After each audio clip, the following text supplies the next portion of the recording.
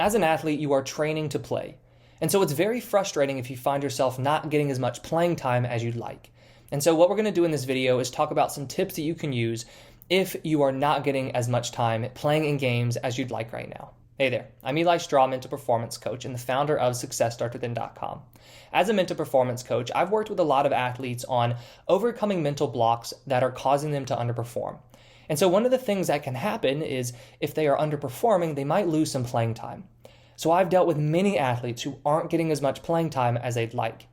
And the first thing that we have to get them to focus on, and so right now, if you are not getting as much playing time as you'd like, the first tip I can give you is to remember what you can control. This is such a hard one because you want to force your way back into the starting lineup. You want to force your way back onto the field. But the truth is, you cannot control playing time as the athlete. That is the coach's decision, as frustrating as that may be. So what you need to make sure of is that you're not focusing so much on it. I know our goal is to get you to have more playing time, but you have to let go of that goal and really turn your attention onto what you need to do and the steps you can take that are in your control. Otherwise, you're really just going to continue to get frustrated, feel defeated, and also feel like it's not fair because you are focusing on something you can't control. Something else you can't control is how well you actually perform when you do get the opportunity to play.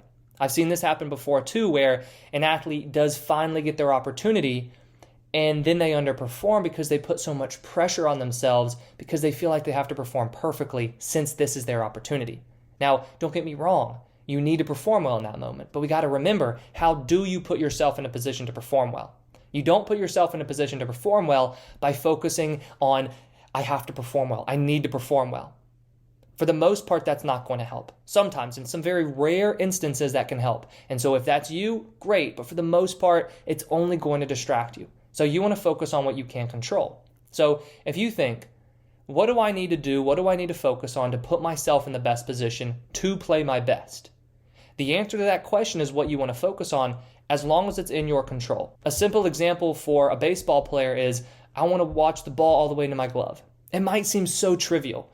But what you're doing is you are controlling your attention and making sure that it doesn't travel too much onto the outcome. Because in all reality, you've trained and you've trained hard. So during the game, you don't need to be thinking about anything. You just need to be performing. But the truth is you might be thinking about something. So we want to make sure that if you are going to think about something, what you're thinking about is putting you in the best position to succeed. And so there's one simple phrase that you can remember that's really going to sum this up.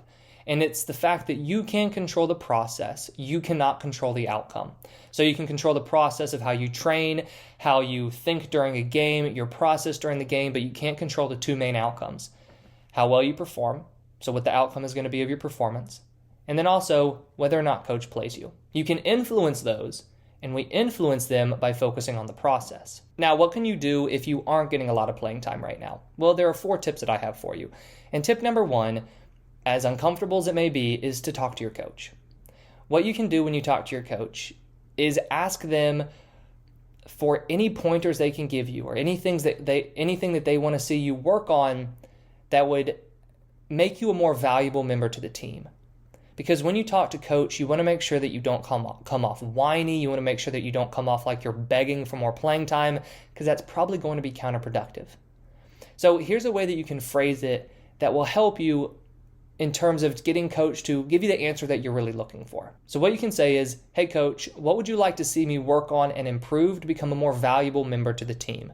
Do you see how that's really targeted towards what do I need to work on? What do you want to see me improve so that I can help the team more? Not so that I can get more playing time.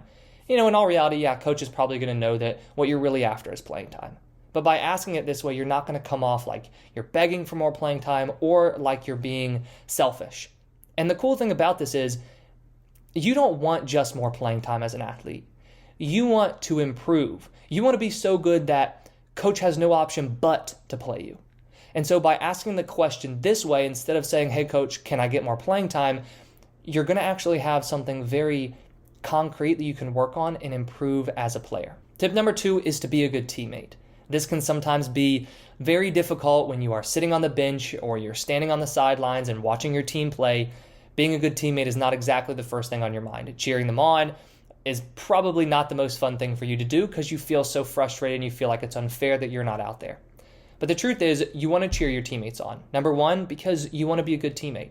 You want to cheer your teammates on just like you would want your teammates to cheer you on if you were the one playing and they were the ones that were sitting on the bench. But also, once again, this is going to show coach that you are a team player. You're not going to seem like you're selfish and you're sulking and you're feeling sorry for yourself. You're going to be cheering on your team, so you're going to look much more like you're out there for the team's success. Tip number 3 is that when you do get to play, really make sure that you're focusing on the process. This goes back to what I said earlier. You want to focus on the process to make sure that you are not too focused and consumed and worried about the outcome. When you're worried about the outcome, so you're worried about, I have to play perfectly today, that can lead you to actually play tight and timidly, which is going to cause you to underperform. By focusing more on the process, you're going to perform with more confidence, you're going to perform more naturally, and so you're going to give yourself a better chance of performing well. To focus more on the process, there's something known as performance objectives that you can set. So I've linked a video right here that goes into more details on setting performance objectives for yourself. So I encourage you to watch that video and learn more about how to use those. And then tip number 4 is to focus on building proactive confidence. Proactive confidence means you are working on developing the skill of confidence and self-belief. And you're doing this ahead of time. But then also what you're doing in proactive confidence is you're saying, okay, I have a game on Saturday.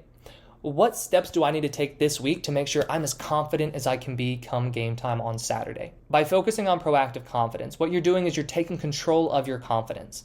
And when you're not getting a lot of playing time, it's very easy to start doubting yourself because you're not having the experience of playing, experience of seeing yourself succeed, so you might start doubting your abilities. You want to make sure that your confidence is as high as it can be when you do get the opportunity to play. And the way that you can do that is by focusing on building proactive confidence. So those are the 4 tips that you can use if right now you're not getting as much playing time. If you have any questions, please leave them in the comments below.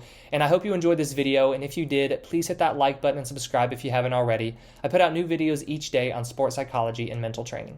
Thank you for watching, and I wish you the best of success in all that you do.